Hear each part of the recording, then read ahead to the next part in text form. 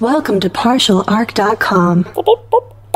Don't do that. Hi humans! Before we kick off this episode, a few announcements. First, our newest podcast, Friday Night Quests, a weekly live play D&D podcast with celebrity guests and ridiculous adventures, premieres this Friday, June 5th. Our first adventure is with John Kim of TNT's The Librarians, and he is absolutely amazing to game with. The first episode should be available on iTunes and on partialarc.com as of this Friday. Second, in 2 days, we'll be attending Origins Game Fair, where we may or may not have some exclusive announcements for those attending. We look forward to seeing you there. And finally, if you enjoy the show and you'd like to help us, please consider hopping on iTunes and leaving us a review. Any 5-star rating and review really helps people find the show and allows us to continue doing what we love. With that said, let's start the show. I'm here to save the day. I'm here to save the day. Soon I will be invincible. Because comics. Welcome to Because Comics. This is episode 29. I'm your host, Jay Jones, and I'm joined by my co-host, the geometric Mike Christensen. I'm just thinking of the Phantom Toll booth with the dodecahedron. No, dodecahedron. Is that what it is? Yeah, he was a 12-sided, I think is what it was. He had like the different faces, and right. Each face had a different emotion. Yeah, so I mean, you're only 2 faces, so I mean, It's not as impressive. And then I just flip a coin to figure out whether I'm going to kill people or not. Exactly. But I am polyhedral. Anyways, guys, so our polls. Each week we talk about the comics we're reading. My comic I'm reading these days is Dave. Now, it's not Dave spelled the traditional way, like D-A-V-E. Like the Kevin Kline movie. Yeah, it's spelled D4VE. So, right away, this comic is a little different. It's written by Ryan Ferrier and drawn by Valentin Ramon. I believe that's how you pronounce, or Valentin. But regardless, Dave is a wonderful comic. Mm-hmm. It takes place in the dystopian future. Well, dystopian is a weird term for it. So the world is now ruled by robots, and there aren't any humans. Like within the first couple pages of the first issue, a robot named Dave, who we're following, right away is like, I'm going through my normal life. Oh, right, the humans. Yeah, we killed all of them. Anyways, now back to my life. Does that not strike you as dystopian? I guess it's dystopian, but for the robots, it seems not so bad. That's fair. Yeah. So, and basically we're following through this entire series for Dave. We're following this specific robot. His name is Dave, and he works in like a huge robot conglomerate. And essentially the premise is robots took over for man, because of course they did, and they went around the galaxy and just destroyed all the other alien problems that they were going to have, because they're robots and they're great. And there's amazing shots of, I don't know if anyone here ever saw or read the old movies for Ultraman. It's basically Dave looks like this giant robot fighting monsters and aliens blowing them up. And essentially he was part of a super team that was these war heroes that just killed all the epic problems in the galaxy, and all of the monsters are dead. All of the problems are gone that they faced. All the wars are over. So now he just has to get like a regular job at a regular company. And like pretty much is bored. He's been around for like hundreds of years. He's married. He ordered a son. Like he just like ordered a son in the mail. Like even the wife is like, you don't know we have a son? You ordered him last week. And like they just show this like punk jerk kid like on the couch like looking at inappropriate pictures and like flipping off his dad. And he's like, my life sucks. Essentially, this comic is American Beauty, but for robots. It's about a robot basically going through his huge life crisis. Right. And like just not caring about anything and just wanting to go back to the old days of like war, being a glory war hero. But he just lives in a society where there's just not really no problems, but there's no enemies for him to fight anymore. Yeah. It's just dealing with a crappy corporate ladder. And the writing is amazing. It's so funny, and they cleverly work in this, thing that I've said here with Dave, with having the 4 instead of the A. They work that into almost every single name you encounter. Sally has like a 5 in there or something like that instead of an S, and sometimes it's difficult to figure out. I'm like, what name is that? Is that Brendan? I don't know. Yeah. But essentially, it's really, really clever, and they have, like, all the phrasings are very much computer-related. Like, take your dongle out of your port, man. Like, clear out your... It's all very robot-associated, but it's a really fun comic, and where kind of the tipping point and where this kind of kicks off, instead of just reading a bunch of issues about a sad robot at a company job, is there may or may not be an enemy that is coming back to possibly threaten Dave and his world, and Dave could not be more excited about the idea of a huge, huge problem coming back into his life. By the way, for those of you who haven't figured out how Jay talks about spoilers, he basically says what's going to happen, then says may or may not. Yeah, so it may or may not happen, and by that I mean it will happen, and it's really, really great. That actually sounds like a lot of fun. I hadn't heard of that at all. That sounds fantastic. It's really, really great, guys, so definitely check out Dave. So, Mike, what is your pull for this episode? My pull is a comic called Shudder from Image Comics. It's written by Joe Keatinge, and the art is by Leila del Duca. And Shudder is as in a camera shutter. It's about a girl who is a photographer. She is also the last member of a family of explorers that would just like go to the moon or wherever. What? Like they just go to Atlantis or whatever. So they're just like super explorers. Yeah, like we're going to the moon tomorrow. Like her honey. dad took her to the moon for her 12th birthday, and it's basically said like you do not have to explore if you don't want to. You can do whatever you want with your life. But this is basically what I do, and you can just come along with me if you know just to see what I do. It's like kind of like the Sky High, where like the dad and the mom are like the best superheroes around. It's like you can be a superhero, well, but in that you don't movie, have to be. In that movie, there's a lot of pressure on him to be a superhero. But That's true. it's like Fantastic Four if they were like, no, Val and Franklin, you don't have to. You can just do whatever you want. Do whatever makes you happy. Also, this world is not our world in a huge way, because there's like minotaurs riding the bus. Wait, or what? There's her best friend is a clock cat that walks around and talks to her. Hold on. Everything is in this comic. There is a clock cat? Yeah, like a cat clock. You know, like the old thing where the eyes would click back and that's forth. like a... It's her best friend that like hangs out with her all the time. And it talks and it has has cookies. Thoughts and opinions about life? There's robots. There's ninja ghosts in the first issue. What? And the cops fly flying saucers. And it's not like... I've read 11 issues. Do they need to go to the moon to explore? I feel like just stepping outside is enough of an exploration. It's not like they did anything where it's like, oh, we did something and the world got weird. It's like the world is weird. The world is just this always. This is what the world is. Well, I would say that going to the moon isn't that impressive when you are best friends with a clock cat. Well, I mean, the clock cat's not from the moon. I guess. But it's just it's a very cool, fantastic world.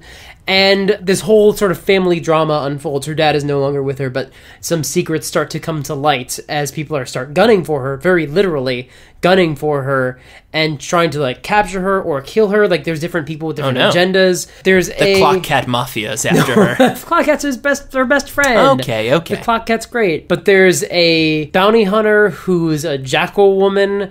There's what? There's lion. I'm not gonna stop asking questions. There's lion men gangsters in pinstripe suits. Of course there are. With Tommy guns. There's again, as I said, cops in flying saucers. Flying saucers, as is normal. Yeah. There's it's just so much fun, but that's not even the main story. That's just the setting. That's just the things that are outside. And it's just this weird, cool, like, yeah, sometimes there's dinosaurs. Like not like it's never weird that there's dinosaurs, but it is less like impossible. Mm-hmm. But there is some sort of conspiracy. Maybe conspiracy is the wrong word, but there's something definitely happening with the secrets that her father had and like who he really was from, like 20, 30 years ago. And she doesn't want any part of any of this, but obviously is being dragged into it by plot forces she can't control and by just the weirdness that's overtaking her and ghost ninjas and things and robots and just it's... How most of us get involved with problems. Ghost ninjas. I kind of had no idea what this was when I started flipping through it. And it's gotten, like, I know I said, like, clock cat and there's, like, really cute, adorable creatures and things.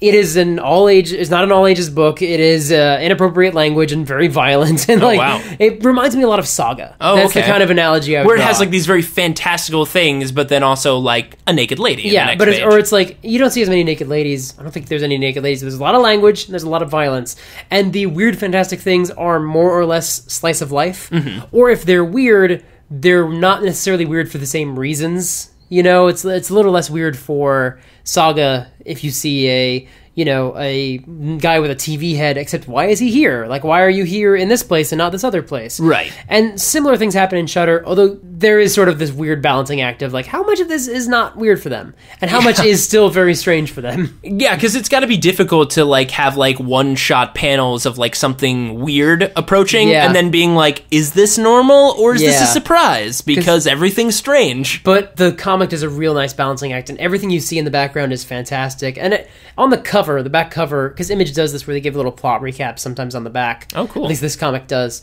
and like previously on, essentially. And it got to the point in like issue 5 or something where the writer had to start saying, and a lot of people have written in thinking this is the future, but it's just the world. It's just a better world than ours, a more amazing It's just world. a better world. It's a more fantastic world than ours. So like, and that's just the setting. I didn't want to get into the plot. I barely wanted to give away the setting, but Shudder is just this really cool series. Kate is this really cool lead character who's just sarcastic and kind of a loner. And she's a photographer, but it's mostly not relevant to the plot because the plot's moving so quickly that it's just trying to stay ahead of It's just like whatever's going essentially on. a character trait. Like she also takes pictures. Yeah, it's like that's what she's doing with her life, but her life is completely overturned in issue 1, and like we'll just see what happens, guys. It's just like It sounds like a lot, but it sounds like a lot of fun. there's a lot going on, and if it's not for you, it's not for you. But it's totally up my alley. You're gonna be like 20 pages. You're gonna be like 3 pages in, and like I'm in or I'm out at this point. It's kind of a slow burn because at first it's like, oh, we see the moon and stuff, and then issue 5, she's on the train with like there's like anthropomorphic ducks, and there's just like, okay, so this took a turn. This is like if Spirited Away was everywhere, essentially. Yeah, kind of, yeah. Jeez. Wow, well, that sounds actually really awesome. All right, well, that was a great pull. So that'll be taking us into our main segment. Mike, kick things off. Jimmy Olsen, number 53, The Giant Turtle Man.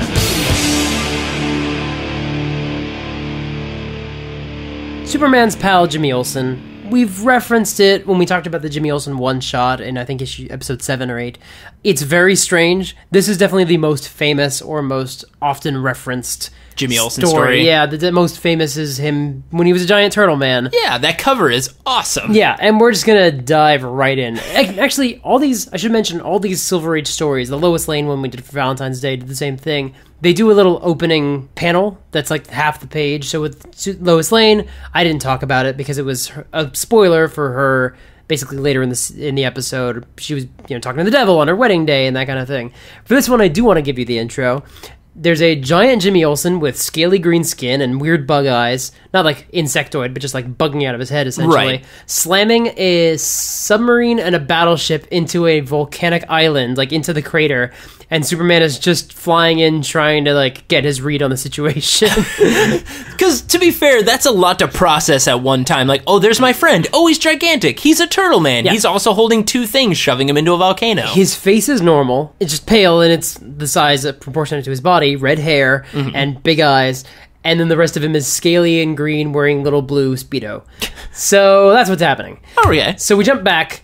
Clark, Lois, and Jimmy are on a 10-day vacation to the West Indies, and the ship stops to pick up some scrap metal. They have this giant mechanic magnet crane that's just picking up scrap metal for the ship for some reason. I don't know. Wait, are they on a cruise? I don't know. Maybe it's a journalism thing. Like they're doing a story. Do you want to see scrap metal get picked up live? Then come on our cruise for 10 days. Like I don't know what they're doing, but the point is they have a break. So Lois and Jimmy go ashore. Clark stays on the boat to just read his book. Lois buys souvenirs. Jimmy walks along the beach. He finds a box washed up on the shore. Is it Jumanji? It's not Jumanji. Oh, we both got there at the same time. It's like a trunk.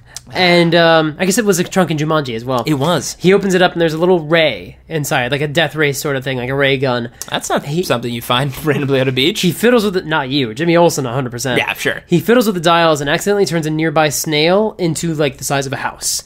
Oh no. And it just goes into the sea. He's like, oh, that's a relief. Like that's definitely the best direction it could have gone. And then he fires it accidentally at a nearby sea sponge, which gets really big again, does the same thing. Did he not learn from the giant snail? I think he's still fiddling with the settings. Right. Is he hoping that one of those dials is going to turn like a bunch of food to appear? Like I don't know what I think he's trying to figure out, does it work on everything? Is it just organic stuff? And it's just organic stuff that gets changed. Lois arrives and sees what Jimmy's up to. She's very surprised. And he's like, okay, this almost hit you. That was dangerous. I'm going to turn this off and just sort of take it back to the ship. They go back to the ship. They find out that Clark went looking for them on the shore and he was left on the island, so he's going to meet them in Metropolis. He basically sent a message to the captain. Let me take a note here that he's taking it back to the ship where there's like a lot of human targets, He was just shooting things on the shore and it was a bad idea. Yeah, basically. Jimmy walks too near the magnet crane and his signal watch goes off without his turning it on. It just starts going off. Right. Because the magnet interfered with it. Superman's in space. He's on this mission. He's out to smash some asteroids that were flung into space by solar explosions. They're going to hit Earth, but they are out there causing trouble. And he just wanted to read a book on the ship. He deliberately stayed behind on the island so that he could go on and deal with this mission. So he's like, I hope this is important. And he flies down, and Jimmy apologizes. It was an accident. My signal launch went off, and he's like, it's fine, but Lois told me about this ray, and you got to get rid of it. That sounds really dangerous. And Jimmy says, I will. As soon as I finish, I'm going to write a story about it. But as soon as I finish with it, I'll turn it over to you. Superman says, fine, great, sounds good. I won't be reachable for the next few days. I'm on a mission. I'm trying to save everyone's life. Yeah, so. it's like I don't know who this is going to hit, but it's not a good thing to have out there. Right. Peace out. He flies away. A little bit later, Lois is showing off her souvenirs. She bought a pet turtle. And I wonder if this will come back later. Jimmy's not later, right now. Oh, okay. It's all on the table, including the ray. Jimmy's hand slips. I guess he's like fiddling with it, or it's just near it. It doesn't matter. He slips, so he hits the switch. The ray goes off through the turtle and hits Jimmy on the other side. So like connecting them, it essentially. passes through the turtle and hits him. The turtle gets to be the size of an elephant and just kind of crawls off the ship and swims away. They're all going into the ocean. And Jimmy says, please turn it off. And Lois turns it off. But Jimmy is still growing. His clothes and his signal watch, they're not organic, so they just break off. Don't know why he's wearing little blue Speedo, but that's totally fine, and I'm not going to question it. Right. It's 1961. I should have said, actually, this is written by Jack Schiff, and the art is by Curt Swan and John Forte. This is just a classic that they banged out. Jimmy grows. His skin gets scaly and green, and he keeps going, and the ship is rocking and it's getting dangerous. He can't even talk anymore. He makes sounds like a turtle. Oh no. And it's reverse Teenage Mutant Ninja Turtles, it essentially. Is. And he hops off the boat before it shatters under his weight and starts swimming away. He went to the water like everything else. Yeah, and he makes his way to Metropolis Harbor. Later that night, he arrives at Metropolis Harbor and smashes the suspension bridge, just starts tearing it apart. Oh no. And everyone's afraid he's going to keep going and destroy the city and destroy thousands of people. What are the odds that something with Superman would let that happen? No, that would never happen. Yeah, that never happens. But instead You sure this isn't Gotham? Something Batman can handle? But he picks up the suspension bridge and just wanders off with it. He takes like the pieces and like pulls out the towers, essentially, and all the wreckage, and wanders away. This is mine now. Yeah, wanders off into the night, and at dawn, hundreds of miles away, he walks up the beach of this volcanic island and starts shoving the pieces of metal into this dormant volcano, and it's smoking. And is he trying to build himself a nice campfire? He just shoves it into the crater. Yeah, I don't know. Well, I know, but we'll get there.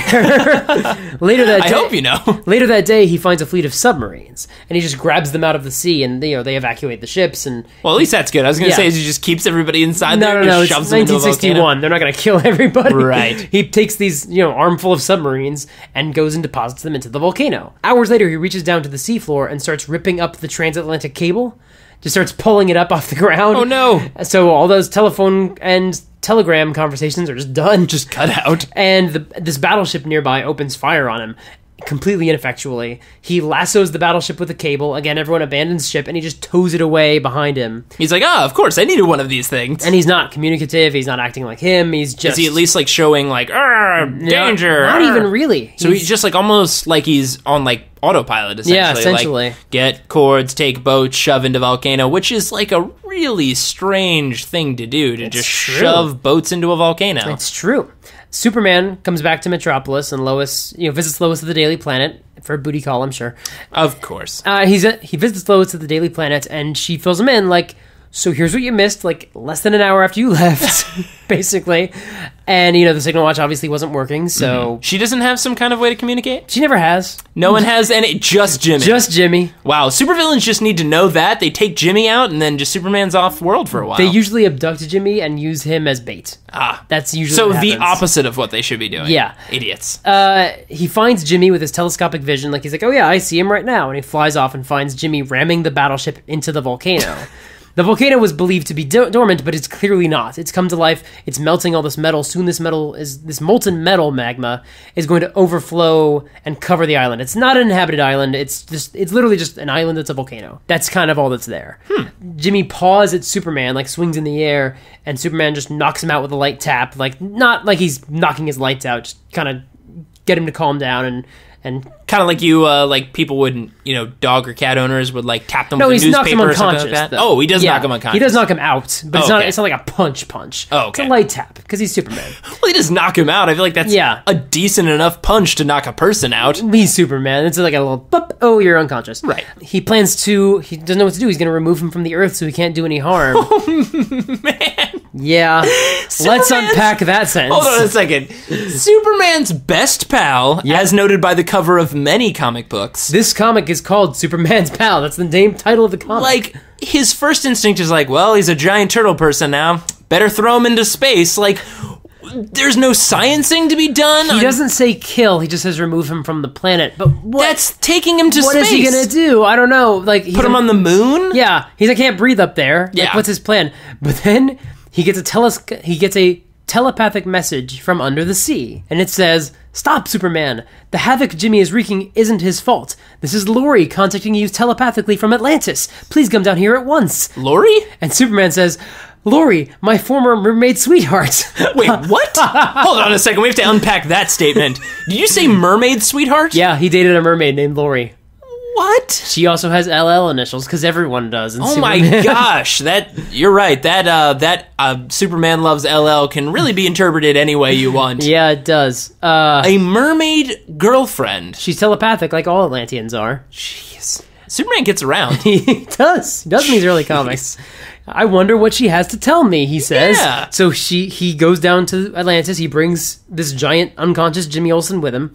And these mer people approach him and say they read Jimmy's mind when they noticed all this destruction happening, because they were the first to notice, I'm sure. Probably. And they discovered We discovered a giant sponge floating through the ocean, and a snail destroyed cities upon cities. And there was a turtle the size of an elephant, but not one of ours, so... So we had a couple questions. Yeah.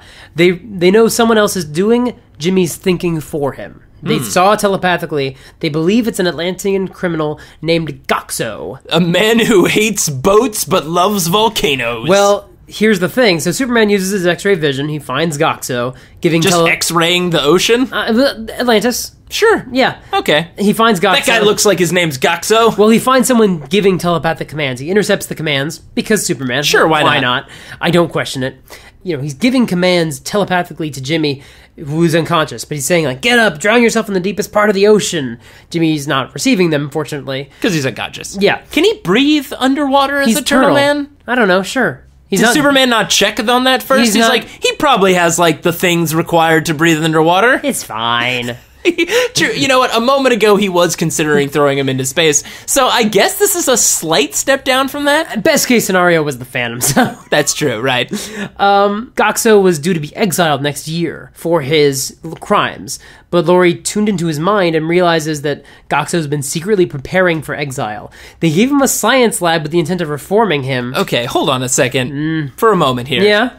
The Atlanteans. Yeah. Right? So they've got this terrible criminal. Yeah. And they're like, we should exile him, right? Yeah. And they're like, let's do it a year from now. Yeah. In the meantime, let's give this, super bad criminal a bunch of science equipment to reform him, even though he knows he's going to be exiled. What could he do with this said science equipment, knowing he will be exiled in a year? The answer is build the growth ray. They are idiots. I don't disagree. Jeez. He builds this growth ray. He releases it to the surface world, knowing that Jimmy Olsen will find knowing it? that human nature will lead to some giant person. Somebody somewhere will put a turtle near them and shoot themselves stupidly with this growth laser. He didn't know it was going to be a turtle man, but he knew that it was going to be a giant person, and all he needed was a giant person so that he could... Here was the plan. Once that person got giant, Goxo takes control of their mind, in this case Jimmy, because Goxo is planning his retirement, essentially. He knows that there's this island, which has a volcano on it, where there is Spanish Main pirate treasure buried. What? And the geologists were coming to study that volcano. Lori doesn't know how he knows this, but the point is that he knows this. He just knows it. And he wants to use the molten steel to deter the geologists. So they'll be like, oh, well, we can't park there, let's leave, and they wouldn't find the treasure. And then Goxo can go and dig it up later after they leave. Mike, Is this an elaborate Scooby-Doo episode? Is that what this is? Not quite. Is this a man scaring people away from a treasure so he can keep it himself? He's not haunting them. It's not that. I mean, a giant turtle man's kind of haunting. It's like having a swamp monster, just bigger. It is a Scooby-Doo episode. This is a Scooby-Doo Superman episode. Superman flies Jimmy to the Fortress of Solitude, and he uses Brainiac's shrinking ray on him, which returns him to normal size. And man, I'm glad he thought of that now instead of after he threw him into space. Yeah, maybe he was always going to do that, but it was really poor phrasing earlier. Yeah, really. But I also wouldn't be surprised if that wasn't what he was thinking earlier. You just cut to a week later, he's just eating breakfast. Oh my god, that shrink ray I have. Right. Oh, he goes into space and it's just also, dead Jimmy Olsen. No attempt to use the growth ray to fix the Bottle City of Candor. Yeah, what's going on with that? He was just like, they're small now. It's kind of cute. Earlier in this very comic, because these old comics would break up into different stories, Jimmy was in the Bottle City of Candor. He got shrunk down. God. Like Superman earlier said, hey, you should give me that growth ray. You remember the trouble when you were shrunken down. Superman just has... What are you doing? He's just got, I don't know what's on his mind these days. Like, maybe he's just got to take a couple days to unpack what he's going on in his life. He's just got all the answers. But anyway, he shrinks down. No, he has everything he needs. With everything he needs right problems. There. And he's just like, I guess I'll just, throw Jimmy into space and leave all these people small forever. He shrinks Jimmy down, and he's no longer scaly or, weird. He's just himself again. He still has no clothes because he's got a Speedo, and that's kind of it. Right. They go to the island, and Superman pulls up a chunk of Earth, and embedded in the chunk of Earth are the treasure chests. Of course. And Superman says he'll take Jimmy Olsen to Metropolis, he'll get him some new clothes, he'll build him a new signal watch, he'll fix all the damage, with the bridge and stuff, and then he'll smash the growth ray into dust. Sorry, Bottle City of Candor. We will not address your problems ever again. Nope. Sorry. Oh my God. That's it. That's the end. Assumably, they figure out what to do with Goxo. Yeah, right. Yeah. They're just like, do they let him keep the science lab? They're just like, I don't know. Was he using the ships to make more lava to keep people away from it? To make molten slag, molten metal. That would be very. I think it also exacerbated the volcano. I have to say, out of all Scooby-Doo plans, that's got to be the most elaborate Scooby-Doo plan. And it's been referenced many times. It's one of the most famous. He, I think, turned into a turtle man to help fight Darkseid at one point. Seriously? I don't remember, but I think it's turtle powers combined. Yeah, double check your Wikipedia. I might have it wrong. But my God! You know what he is? He's the weaker version of Firestorm. Instead of two men combining to create a superhero, it's a turtle and a photographer combining to be a giant, brainless turtle man. Yeah, he turns into Elastic Kid more often than he turns into Turtle Man, but he has turned into a turtle creature. Is it anytime he grows, or he can just be it? I don't know, man. They basically just referenced this a few times, because it's such a classic. Wow, that's amazing. All right, well, that was our main segment, guys, and then I'll take us on to our game segment, Super-Mundane. Alright guys, this is our game segment, Super-Mundane. This is where I will name a mundane task or activity, and Mike and I will have to decide which hero of Marvel or DC will be the best and worst at doing this activity. So, Mike, for this episode, who would be the best and worst Dogwalker? Huh, okay. Someone, obviously, who's got to be good with animals, probably dogs. Yeah. Also someone that's got to be responsible and be able to multitask because, dog walkers typically have not just one dog, but many, many dogs. Yeah. So you have to be able to take them, care for them, not get too distracted, be able to keep them pretty well together. I mean... Yeah. Keep them at heel. Right. Clean up after them. Exactly. Now, would Animal Man be able to do this? Or is Animal Man's Animal Man, Beast Boy, these are the ones I'm thinking of. The other one I'm thinking of is Wolverine. Wolverine might be a good one for this. Wolverine, the only thing I'm worried about is would he really want to pick up the poop of a dog? He could do it with his claws. He could just... Ew, he puts that in his body. That's true.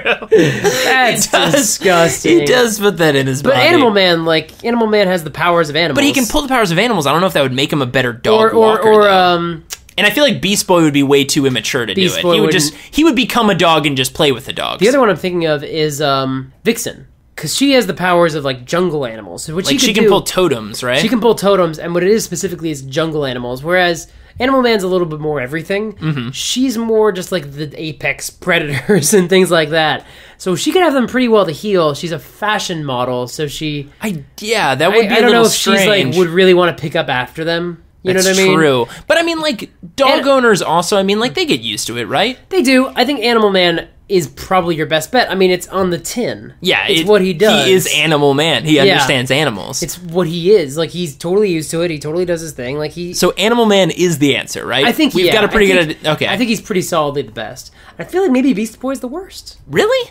Well, again, one of the criteria is, would you try to hire this person? Would you think this person could do a good job? Like, would you think they're good? Like with Captain Marvel for Best Babysitter, I think it was. Exactly. Where it's like, oh, this guy seems like he'd be a good fit, and then you look at it, and Yeah, you're he like, looks like an adult, and he'd totally take care of it. That's true. He kind of wouldn't. Like, that's what I like, is not just the ones that are, like, obvious. Like, we've already done our Punishers and our Rorschachs. And our Deadpools. Yeah. So, like, what I like now is trying to make it so these are people you would conceivably go to True. for this job. And you could see, like, someone having on their shop, like, Beast Boy. Like, it's like, the guy who takes care of dogs, right? But I don't think he's the worst. I think it's just antics. Right. He would be immature. At a certain point, I feel like he could turn into an alpha, like a wolf, and be like, all right, guys, get in line. And they're like, "Rrr." Green Lantern. Green Lantern? Why Green Lantern? Because if you have a yellow lab, he cannot walk it. God.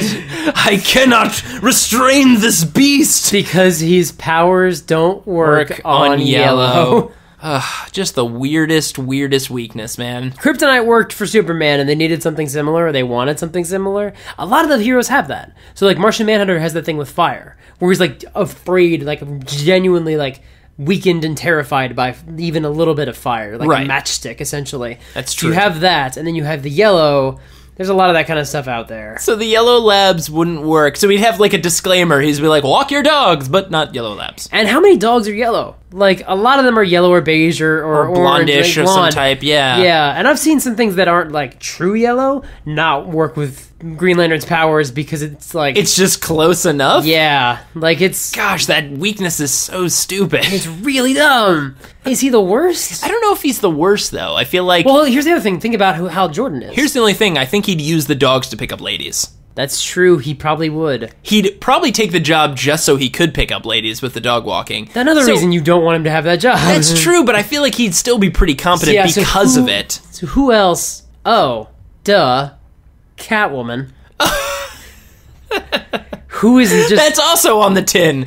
I don't know why we didn't think of that. She's not a dog person. She's not a dog person at all. At all. She would be the worst dog walker. I know she's kind of on the cusp of hero or villain. I'm going to count her as a hero. Yeah, because she lands in between. Yeah. Look, I think we used an example, Lobo once, didn't we? It's true. So Lobo is definitely not a hero. She's much more of a hero than Lobo ever was. Yeah, so she much like Lobo, she had her own comic. It counts. It does count. So yeah, Catwoman would obviously be the worst dog walker because she would just probably let them go. Someone would show up and be like, hey, I need you to take care of these for just like 2 hours if you could. And she's just like, no, I'm not going to do it. And like, no, just, I'm going to leave him here. He loves these biscuits. And the dogs would hate her because she reeks of cats. She reeks of cats. She would just be fighting them. It would actually be a great issue of her just having a battle with dogs in her apartment. You don't walk cats. Yeah. So like, why would she think like you take them to the litter box, you clean the litter box? Yep. Sure, that's fine. She would have no instincts as to what to do with these animals. Man, DC made this really easy. They really did make it easy. Thank you for Animal Man and Catwoman. And honorary mention for Beast Boy and Vixen Green Lantern and Catman and Green Lantern. Oh, Catman! Catman doesn't hang out with cats, so it's not really... That's just kind of like his persona. It's not like, I was about to say Batman, but yes, Batman has a cave, so with bats. Full of bats. So that also doesn't count. But yeah, Catman doesn't just have like a bunch of cats around. No, but Selena Kyle 100% Selena Kyle does. definitely does, and definitely hates dogs. All right, guys, well, that's your definitive answer. Animal Man is 100% your best dog walker, and Catwoman is definitely your worst.